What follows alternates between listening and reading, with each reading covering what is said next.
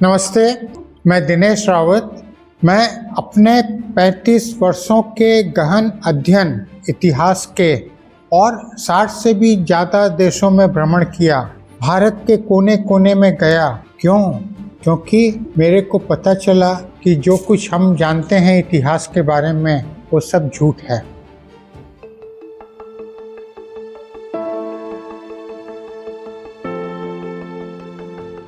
ये कितना बड़ा झूठ है, आप सुनेंगे तो आपके पैर ठंडे हो जाएंगे। आपने मानवता के ऊपर अत्याचार सुना है कि एक देश में इसके संग अत्याचार होता है, एक देश में उसके संग अत्याचार होता है, औरतों के ऊपर अत्याचार होता है, गरीबों के ऊपर अत्याचार होता है। लेकिन आप सोच सकते हैं, धोखा, फ्रॉड, इंटेलेक्चुअल फ्रॉड, और वो एक दो लोगों से के साथ नहीं, करोड़ों लोगों के साथ, कई सौ वर्षों से कई पुश्तें उसमें चली गई हैं। हमारे दादा परदादा कितने जन्म लिए, कितने उसमें मर गए, लेकिन वो सब झूठे इतिहास में अपना जीवन गुजारे हैं और हम लोग भी अभी उसी में गुजार रहे हैं। लेकिन मैं चाहता हूँ कि अब तो हम लोग बाहर निकलें। हम लोग जो भी भारत के इतिहास के बारे में जानते हैं सारा का सारा फेक है। हम लोग को जो डार्विनियन थ्योरी ऑफ इवोल्यूशन पढ़ा दिया गया है, जिसमें हमको समझाया गया है कि हमारे एंसेस्टर्स एप्स थे, मंकीज थे, वो सिंगल सेल एमीबा से जो है बायोलॉजिकल जनरेशन हुआ। हम लोग को बता दिया गया है कि हम लोग आर्यंस हैं, हम लोग साउथ सेंट्रल एशिया से आए हैं, और यहाँ पे आने के बाद द्रविडियंस लोग को हम लोग ने साउथ में भेज दिया, और आर्यंस लोग ने यहाँ पे आने के बाद जो है द्रविडियंस लोग को साउथ में भेज दिया, और हम लोग जो है साउथ सेंट्रल एशिया से आए हैं, वहाँ से वेदास आए हैं, वहीं से संस्कृत आई है। सब एकदम मैंने क्या बताया, इसमें there is no iota of truth, मैंने झूठ का एक दाना भी नहीं है। अगर हमको बोलना है कि 100% में कितना परसेंट, तो 100% पूरा झूठ है। तो इस तरीके से बहुत सारी थ्योरी हम लोग को समझा दी गई है, जो आज भी हम लोग कई सालों से पढ़ रहे हैं, और आज भी हमारे बच्चे वही पढ़ रहे हैं। हम लोग वही पढ़ रहे हैं कि कुछ नहीं था, एक बिग बैंग हुआ और उसके बाद जो है ये ग्रह नक्षत्र बन गए, सूरज बन गए, तारे बन गए, पृथ्वी बन गई। कुछ नहीं था, फिर सिंगल सेल एमीबा से जो है फिर डेवलपमेंट हुआ। संस्कृत को बता दिया गया कि संस्कृत जो है डेड लैंग्वेज है, ये इंडो यूरोपियन भाषा की ब्रांच है।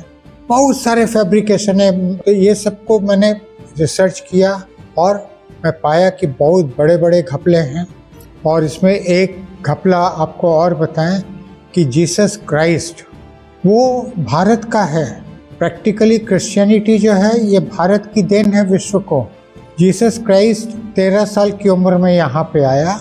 17 साल उसने यहाँ पे सारे भारत में घूम घूम करके ज्ञान लिया, वेद का, स्पिरिचुअलिज्म का, बुद्धिज़्म का, जैनिज़्म का, मैथमेटिक्स का, आयुर्वेदा का, सब चीज़ का उसने ज्ञान लिया। और 30 साल की उम्र में वो जेरूसलम गया। 3 साल वहाँ पे सिर्फ उसकी मिनिस्ट्री चली। उसके बाद वो वापस भारत आ गया और भारत में 120 वर्ष की उम्र में उसकी मृत्यु हुई है। मैं आपको छोटे में सब बता रहा हूँ।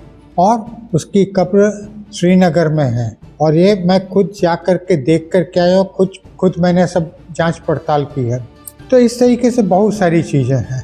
तो जब ये चीज़ें पता लगी तो मेरे दिमाग में ये था कि इसको क्यों किया गया। जिन लोगों ने ये बड़े बड़े झूठ तैयार किए हैं, उन्होंने क्यों तैयार किए। तो फिर पता है क्या पता चला कि ये लोग भारत का जो गौरवशाली इतिहास है उसको एकदम पर्दे से ढक देना चाहते हैं, और ऐसा ढकना चाहते हैं कि विश्व वालों को तो मालूम नहीं पड़े कि पर्दे के पीछे क्या है, भारत के लोग भी उसको विश्वास नहीं करें।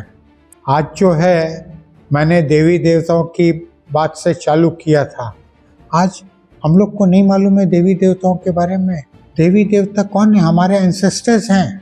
वो भी हमारी तरह चलते फिरते थे, हमारी तरह रहते थे। लेकिन वो जब रहते थे तो उसको समय को हम बोलते हैं सतयुग। और उस समय इतनी वैभवता थी कि हम लोग की कल्पना के बाहर है। सिर्फ वैभवता ही नहीं, ज्ञान, विज्ञान इतने उन्नत थे। ये जो हम लोग पढ़ते हैं कि ग्रीक लोगों ने डिस्कवर किया कि पृथ्वी गोल है, उन्होंने डिस्कवर किया कि पृथ्वी में मोशन है। क्या बच्चों जैसी बातें हैं। हम लोग को कम से कम 5000 साल पहले तो मालूम ही था कि सूर्य से पृथ्वी की दूरी कितनी है। उस समय हमको मालूम था कि सूर्य के चारों तरफ 9 ग्रह हैं और ये बात कर रहे हैं। हमारे सब्जेक्ट का नाम ही था भूगोल। पृथ्वी को हम लोग बोलते थे जगत, माने कि जग जिसमें गति है। लेकिन हम लोग भी जो है उन लोग के बहकावे में आ गए, हम लोग भी ये सब चीज़ों को मानने लग गए। तो सतयुग में हम लोग इतने एडवांस थे कि आप कल्पना करके देखिए कि उस समय हम लोग को कैसे मालूम था कि सूर्य के चारों तरफ 9 ग्रह हैं। उस समय हमको कैसे मालूम था कि पृथ्वी से सूर्य की दूरी कितनी है। तो आप सोच लीजिए कितने एडवांस्ड वो लोग रहे होंगे। और आपका पीछे तो मैं नहीं जा सकता हूँ, लेकिन मैं अभी जो राखी गढ़ी, भिड़ाना, ये सब में जो सिविलाइजेशन खोद के निकली है आज से 10,000 साल पहले की, तो आप सोचिए 10,000 साल के बाद क्या चीज़ का अवशेष बचेगा। कुछ भी नहीं बचेगा ना, पत्थर छोड़ करके। लेकिन वहाँ पे ईंटों के अवशेष हैं, वो अभी भी जुड़ी हुई हैं और एकदम बाकायदा अलाइन ईंटें हैं। और वहाँ की टाउन प्लानिंग जो है हमारी आज की टाउन प्लानिंग से बढ़िया है। अंडरग्राउंड ड्रेनेज सिस्टम है। हम लोग उस समय कितना एडवांस थे। तो कैसे थे। अब लोग बाग बोलते हैं कि वो लोग इतने एडवांस्ड कैसे थे। इसका तो मैं सिर्फ आपको एक छोटा सा एग्जांपल देता हूँ कि आप जो है कुछ आपको सॉल्यूशन चाहिए तो 5 मिनट एकदम शांत होकर के बैठ जाइए, अपनी थॉट को सब तरफ से काट लीजिए और उस जिसका सॉल्यूशन आपको पाना उसकी गहराई में जाइए। देखिए आपको कितने अच्छे अच्छे सॉल्यूशन मिलेंगे। तो उस समय के जो साइंटिस्ट थे, जो ऋषि थे, वो ऋषि वो लोग ध्यान में जाते थे महीनों महीनों, बरसों बरसों। तो आप सोच लीजिए किस गहराई में पहुंच जाते होंगे। और इतनी गहराई होती थी कि उनकी बुद्धि जो है लेज़र के पावर से ज़्यादा पावरफुल हो जाती थी। उनको जो है हम लोग का वीडियो कॉन्फ्रेंस और वीडियो टेलीफोन ये सब की कोई आवश्यकता नहीं थी। उनका माइंड इतना पावरफुल हो जाता था कि वो टेलीपैथी से किसी से भी कम्युनिकेट कर सकते थे। वो अपने दिव्य चक्षु से कहीं भी देख सकते थे, 7 समंदर पार देख सकते थे, पहाड़ों के पार देख सकते थे। तो ये क्या था, ये बुद्धि की शक्ति, पवित्रता की शक्ति। आज के दिन क्या है, हम वो नहीं कर सकते क्योंकि हमारे दिमाग में वो पवित्रता आ ही नहीं सकती है। अभी मैं वीडियो बना रहा हूँ, कितनी सारी चीज़ें दिमाग में चल रही हैं, लेकिन वो सतयुग में क्या था, ना तो उनको इंटरनेट के बारे में सोचना था, ना बैंकिंग के बारे में, ना एडमिनिस्ट्रेशन के बारे में, ना रेलवे के बारे में, ना फ्लाइट की टिकट बुक करना है, कब जाएंगे, कितने बजे का अपॉइंटमेंट है, कुछ नहीं। No business, no trading, no buying, no selling, no manufacturing. वहाँ पे प्रकृति सब कुछ देती थी हम लोग को।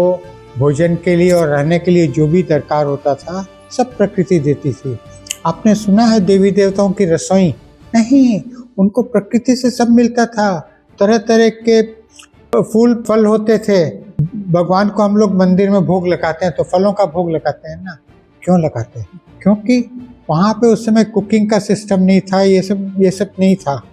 तो वो लोग जो हैं मेंटली बहुत पावरफुल थे। और जो मनुष्य की सबसे बड़ी उपलब्धि होती है मनुष्य जीवन की, वो है खुशी। तो उनको खुशी का कोई अभाव नहीं था। और आज खुशी का कोई कुछ है ही नहीं। किसी को 1% भी खुशी नहीं है। सब किसी न किसी प्रॉब्लम में, किसी न किसी दुख में चल रहे हैं।